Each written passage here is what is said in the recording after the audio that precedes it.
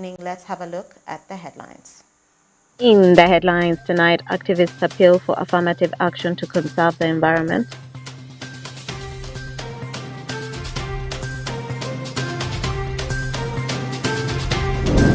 Leaders attribute land wrangles in Greater Nebi to greed.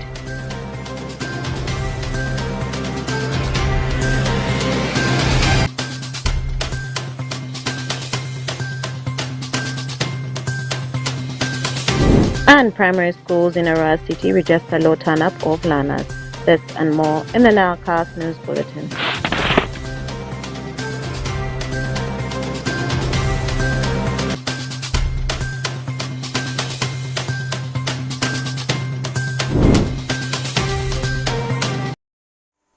It's the 17th of September 2024. You're most welcome to the NILEcast on Yon West Nile Television. Let's dive straight into the stories that have made headlines tonight. Activists working towards the protection of the environment are calling for joint efforts in order to ensure a safe environment. The activists raised these concerns during the stakeholder engagement on human and environment justice organized by Memprow Uganda, a non-profit organization, at Tropical Suites Hotel in Arua City. Farish Majid reports. With the current changes in climate witnessed globally, activists working towards the protection of the environment are calling for joint efforts in order to ensure a safe environment. This comes at a time where man's activities have been greatly identified for having played a great role in destroying the environment, for instance, through cutting down trees.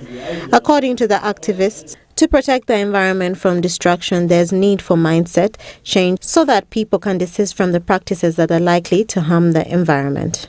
Jania Burita, Minister of Education and Sports under the Luke Barakari, attributes the continuous destruction of the environment to minimal implementation of the laws that guard the environment. The law has in itself been very clear. As many people have actually said it over and over, Uganda as a country. Senior Superintendent of Police Chiriga Taban, Regional Environment Liaison Officer, blames the limited efforts to implement the laws to inadequate manpower and resources. Challenges are numerous, but notable is stakeholders. Some stakeholders are not ready to support, but still we have to engage them in how they will support us. And then the place is wide. It's wide. Manpower issues, but however, we are ready to partner with the other security forces and we are able to implement a government policy. Mustafa Girima, an activist who is championing the protection of Shiana tree species, calls for the mindset changes towards the usage of alternative source of energy other than depending on wood fuel. If we can't change, then change will change us. The issue of the trees being used to make charcoal, which of course is for our betterment, livelihood, is to say rather an issue that is a thorn. A thorn in the sense that, yes, we are cutting down naturally germinated trees to produce charcoal, but we don't think of planting trees that we can harvest for the charcoal. So once these trees are finished, because I understand once you clear these trees and the way we cut them wantonly. It's like a wanton destruction of the trees. So once we clear them, where do we go next? Where will we get the charcoal? So this calls for us to come up with alternative sources of energy. Let me use the simple term, alternative sources of means of cooking. Similarly, Mary Jaru, a senior environment officer with Arua City Council, called for efforts to effectively manage garbage. And at our household levels, everyone is responsible for their waste. When you generate, ensure that you be the one to take charge. But to me, for us all here, the challenges we mentioned here, if an organization can take interest in waste management, take on that one. Let's find a solution to that challenge. Because as a resident, I will not be proud to say, or fear to say that we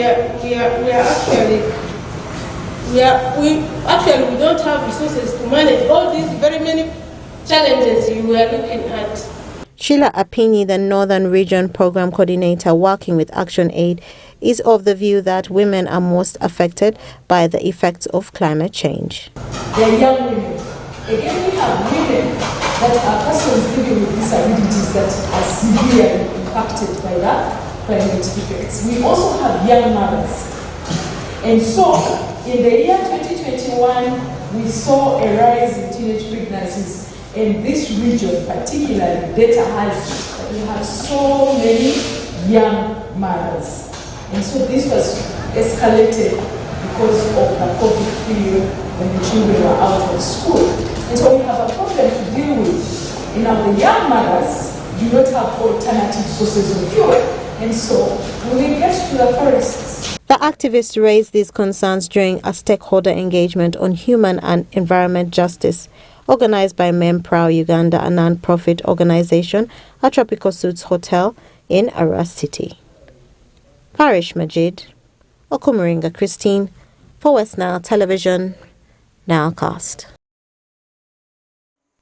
During an oversight visit by Parliamentary Committee on Climate Change, leaders in the Greater Nebi region have disclosed that the rampant land wrangles in the several villages have been attributed to greed. Take a look.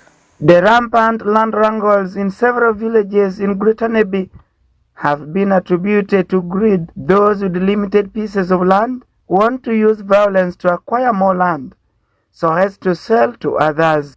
Recently, during the oversight visit by Parliamentary Committee on Climate Change, Honorable Emmanuel Urombi, Chapaso Local Council 5 Nebi District disclosed that 90% of conflicts in the district are land related.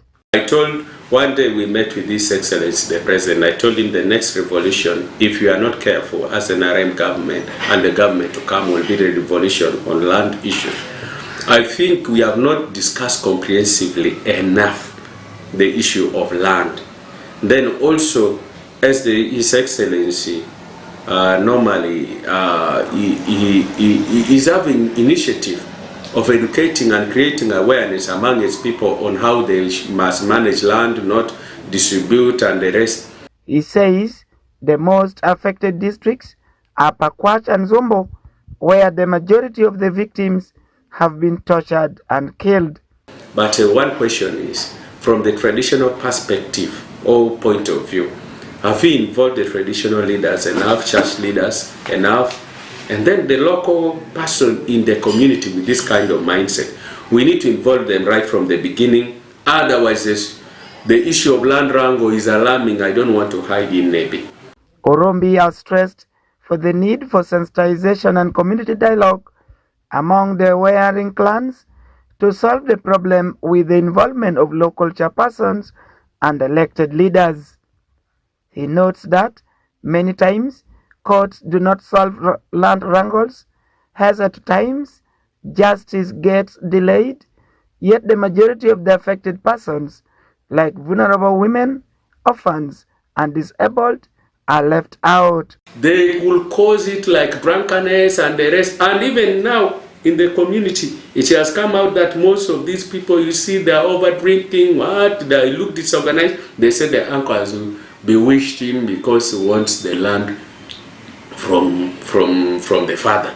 And they killed the father and now he's bewitching this one. So can we deal with the issue of land so that we understand witchcraft and other things clearly, more clearly? But unless we deal with the issue of land, that's the foundation of conflict, that's the foundation of hatred, the foundation of every evil we see in our society today. Thank you.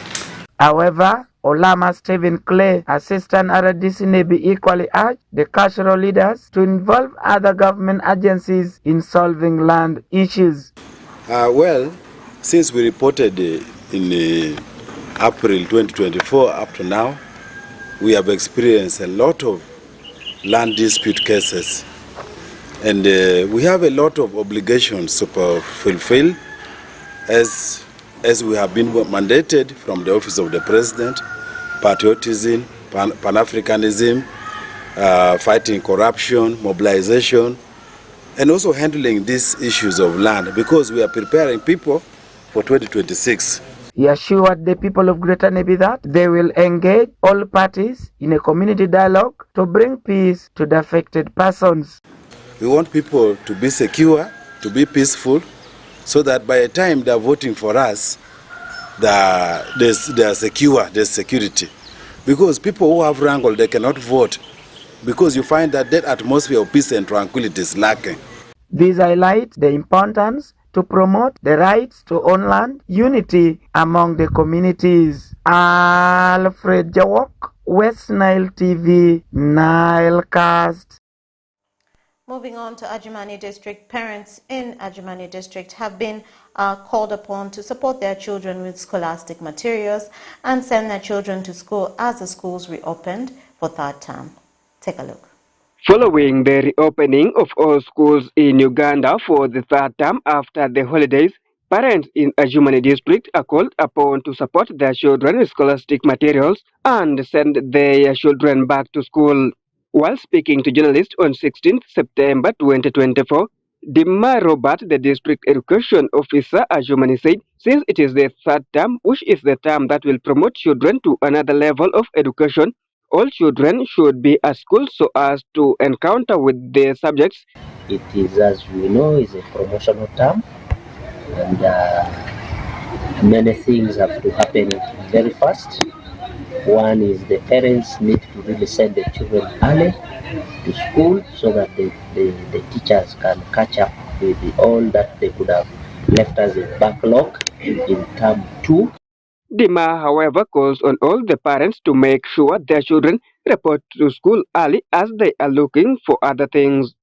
Of course, as we open, there is a need for the parents to support the children with the scholastic materials, support them with paying the contributions that they could have agreed with the school in time, so that the school find it easy to manage the activities of the town.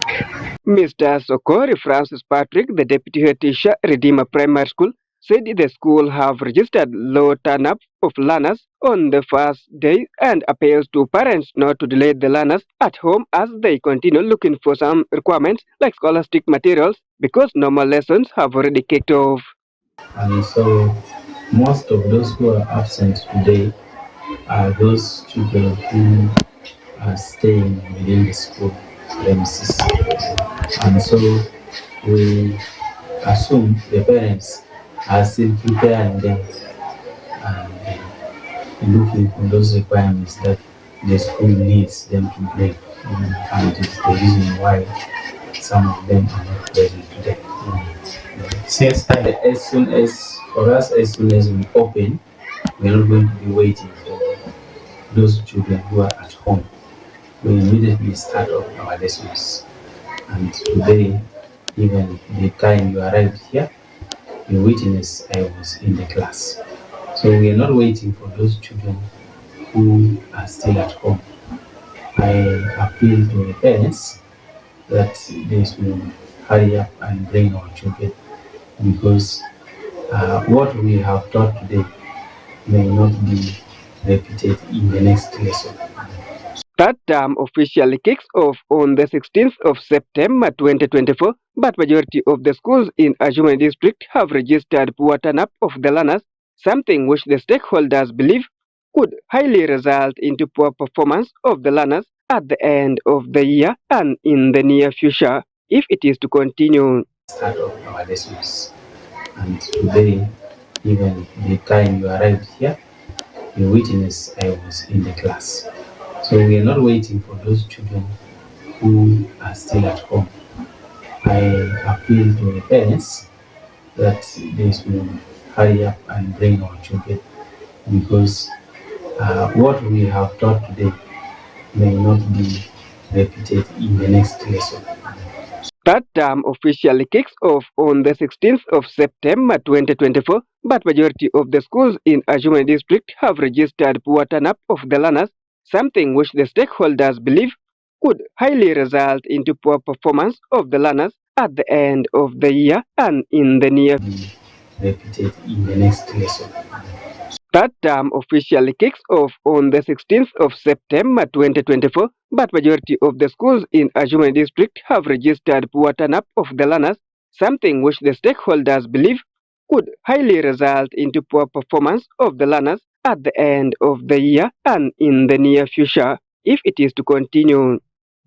Peace of registered poor turn-up of the learners, something which the stakeholders believe could highly result into poor performance of the learners at the end of the year and in the near future if it is to continue.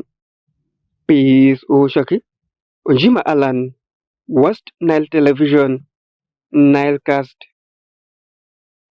Moving on with our stories this evening, the Minister of Justice and Constitutional Affairs, Norbert Mao, has announced that the President of the Republic of Uganda, His Excellency Yoweri Kaguta Museveni, is set to meet the members of the Acholi War Depth Claimant Association, those who lost their cattle during the war in northern Uganda. According to Honorable Norbert Mao, the President is expected to address the low payment delays in the payment of the claimant. Take a look.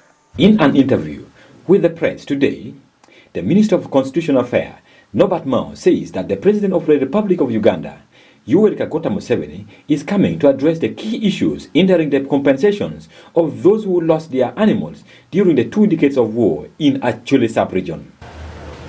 Because of the frustration of the claimants, the President has decided to have a face-to-face meeting with the claimants, not just their representatives. Because some of the people making the most noise never lost a single cow. So the President is going to give a date and he's going to meet the real stakeholders. Mao also shared with the public some of the expectations after meeting the President, since he promised to meet all the war debt claimants. Number one, an increase in the budget for cattle compensation. Remember, financial year 2021-2022, there was some payment. Financial year 2022-2023, there was a budget, but no money was released. Now 2023-2024, this one, there has been some little release. So we expect that the government will add money. We require almost 900 billion to close this case. After meeting with the President, claimants will be able to get answers for all their allegations of corruption and delays of their payment. The President will order a forensic audit so that the suspicions, the accusations of corruption, mismanagement, bureaucracy, unnecessary delays is sorted once and for all. We don't want the government to pay the price for individual mistakes. The bad eggs should be isolated and punished.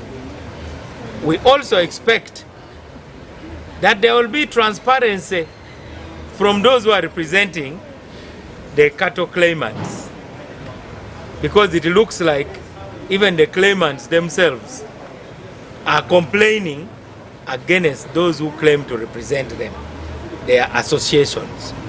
However, the claimants themselves expect the President to come out with actions, not stories, citing that most of the legitimate claimants have died before getting what they have been fighting for. It's not about coming to tell people stories anymore. People want to see actions. The government must come. Attorney General, we have had all. Others came here, did all what they can do. They even died. This cattle has killed all many people from our Attorney General office. Whoever is playing with this is playing with his life. This should go in the record, because the tears, the languages that our great-grandfathers who have died have talked about their cattle and the compensation is too much. And you see, the President is always very clean. He comes out and says, I have paid it. The money ends up with the lawyers, attorney generals, and budgets are always passed. Others demand that the President should rectify the amount being given to the claimants by the government, as they express their dismay in the amount being sent to the account of the claimants. Those who are sitting on the committee and they are very busy planning. I don't know the knowledge they got it from. How can you, and you have assumed that we are going to compensate this cattle at a rate of 1 million, maybe something like, and then for you come with argument. Since this person has about 15 cattle, we are going to compensate him 300,000. Maybe that is a part of the cattle. What kind of agreement is that? Mao cautioned all the claimants to prepare fully and express all their grievances to the president during that meeting. Stephen Okedo for West Nile Television, Nilecast. Private and government primary schools in Arua City have registered few learners due to inadequate scholastic materials and school fees. Take a look. As schools opened on 16th of September 2024 across the country, some primary schools in Arua City, both private and government schools, have registered few learners due to inadequate scholastic materials and school fees. Being a final term, teachers' expectations were high that they may turn up in big numbers and have appealed to the parents to look for ways of taking back the learners to school this week because they have started serious teaching and don't want to leave others out. Asiku Godfrey, the Senior Education Officer at Arua Central Division, said from his finding most of the teachers in these schools have reported timely and the challenge is on the side of learners in some schools who haven't reported due to lack of scholastic materials. The finding is that all the teachers have all reported for duty in these schools, but the challenge is on the side of learners. Just like as we have been moving around, we realize that in some schools, not all the learners have reported, and I have specifically interfaced with some of the learners, especially whose brothers are still at home. I tried to ask what happened. The children were able to tell me that some of their brothers are sick, others are saying scholastic material like books, pens and pencils have not been given to their brothers and cousins, that's why they have remained home. So generally the turn-up of learners is still not good. He urged teachers to take this term seriously since it's a final and promotional term by completing their syllabus, access learners and know where their mistakes are. Our expectation from the teachers this term is now that this is a promotional term. This is a term where a learner is supposed to be promoted to the next class. Those ones from P1 up to P6. Now those ones in P7 are supposed to sit clearly at the end of this year, come November, so that they can be able to go to secondary, join secondary. So we are telling teachers, look, this term, no joke. Let us deliver. Let us cover our syllabus. Let us cover our topics. Let us assess learners and see their weakness. And we will also do our best to help them. After then find their weakness, let's see how we can correct them so that they're able to catch up, especially the slow learners. Madam Andiro Beatrice Asimasia, the headmistress at Arua Hill Primary School, said being a final term, her expectation was high that the learners would turn up in big numbers, but to her dismay, they received a few numbers and appealed to the parents to send their children to school. Our expectation was that being the final term, the children will come in very big numbers.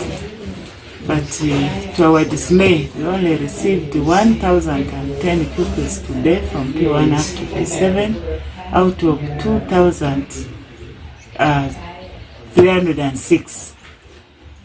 We want to appeal to the parents to send their children because our expectation for this term 3 is very high. That's why teachers started teaching straight away on day 1.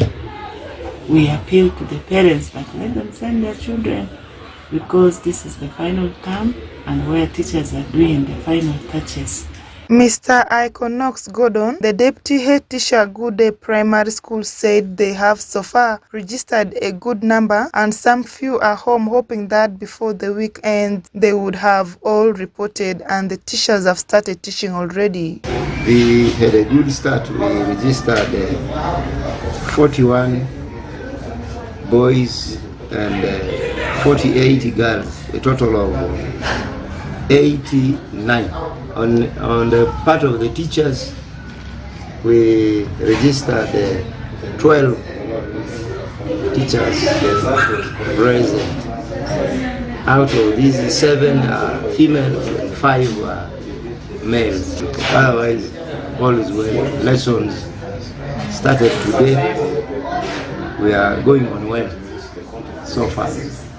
The term, which opened officially on September 16, 2024, is also a promotional term where candidates will sit for national examinations at various levels. The third term school calendar indicates that there are 82 days of academics with some public holidays in between. Kashwin Ruth Fancy, West Nile Television, Nilecast.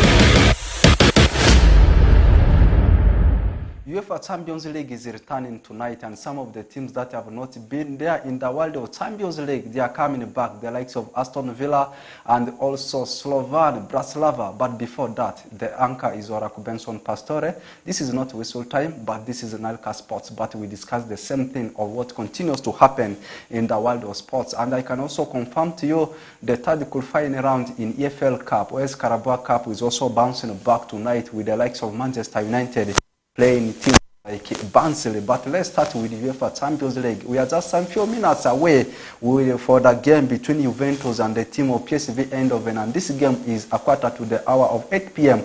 and the Bianconeri, all the ladies, that's Juventus, they are staying at home as they take on PSV Eindhoven. And then at the same time, Young Boys that comes from Switzerland shall be saying hi to Aston Villa, one of the new entries into UEFA Champions League. Matthias, they had won the competition before. Unai Emery's men, Aston Villa, they will be taking a trip away to Switzerland. The same time, the game of Juventus shall be commenced the same way. Will be the same way, rather, the game between Aston Villa and Young Boys shall be commenced. And then written at a quarter to the hour of 10 p.m., Real Madrid, record holders, Los Blancos, welcoming also one of the new faces into UEFA Champions League called Stuttgart. Stuttgart, last season, they were the runners-up in German Bundesliga, finishing second there. So they will be traveling away to Santiago Bernabeu to take on Real Madrid. Meanwhile, AC Milan is taking on Liverpool, a very big encounter. The same time Real Madrid will be playing Stuttgart, shall also be the same time AC Milan will be locking horns with Liverpool at San Siro. Meanwhile, a team from Croatia called Dynamo Zagreb shall be saying hi to Bayern Munich. Bayern Munich is staying at the Allianz Arena as they welcome Dynamo Zagreb. And the last game tonight will be a fixture between Sporting Lisboa, that comes from Portugal, as they will be welcoming a side called Lille. And this one takes us to the games that are coming tomorrow.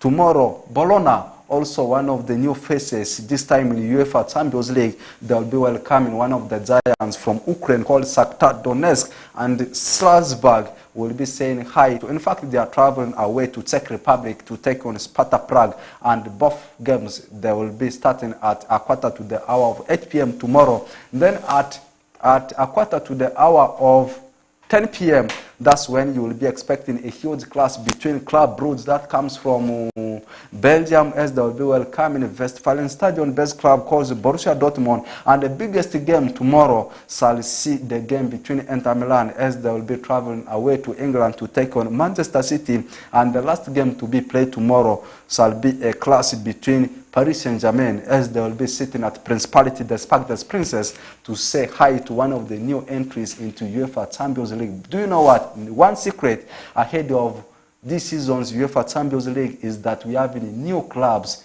So many clubs that have not been there in UEFA Champions League. Others had appeared, but for so many decades, they have not been into the competition. the likes of Girona that comes from Spanish Primera Division. We have got a team from Slovenia called Slovan Bratislava. What about Bologna, one of the Italian Serie A outfits? No, also one team we don't need to forget about is Aston Villa, that is representing the flag of England. Also one outfit from German Bundesliga called Stuttgart. So I can confirm to you the list is very lengthy, and some of the fans may say they have not heard about teams like Arsenal. Arsenal, they are playing next week because we are still into the group stages of the UEFA Champions League. That means it's played in phases. Other teams are playing this week, and then other teams they are playing next week. And this one takes us to the other fixtures to be played tonight in Europe, and there will be one game in Spanish Primera Division between Real Mallorca and the team of Real Sociedad. And in AFL Cup, Stoke City, that has just sacked their manager, will be welcoming that's Fleetwood Town tonight also. Meanwhile, for Sheffield Wednesday, they are taking a trip away to that's Blackpool. And for Brentford, they will have to work from the defeat they had into the hands of Manchester City in English Premier League over the weekend as they welcome Leyton Orient, one of the sides that is playing in the lower leagues of English football. For Southampton, they have played 4 games. They are not winning. I am talking about English Premier League. Now, tonight, they are taking a trip away to Everton. I can confirm to you both teams, recently they have not been performing very well ever since the commencement of the new season of English Premier League. The same thing which has happened to the team of Southampton is the same thing which has happened to the team of Everton. Is it going to be the right time for them to wake up? Is actually what everyone is waiting to see tonight. Everton up against Southampton. Not English Premier League game, but EFL. And for Fulham, they are testing the hostility of the championship club called Preston North End. Fulham is traveling away. For Queen's Park Rangers, they are welcoming a side called Crystal Palace. And the last game, which seems to be the biggest one, is actually a game between Manchester United and the team of that's Barnsley. And one big story I don't need to leave out as I depart the studio is all about a former Manchester United winger called Anthony Martial. I can confirm to you this player is at the verge of joining Greek Super League outfit called AK Athens, and also one club from Brazil Serie A called Flamengo. They are also very much interested in his signature. Before leaving Manchester United, he had 9 years with Old Trafford best club. I am out of the studio. Have the best of your night and enjoy the games in the biggest in one of the biggest tournaments we have in Europe. I am talking about UEFA Champions League. Big one tonight. Liverpool taking a trip away to AC Milan in Italy.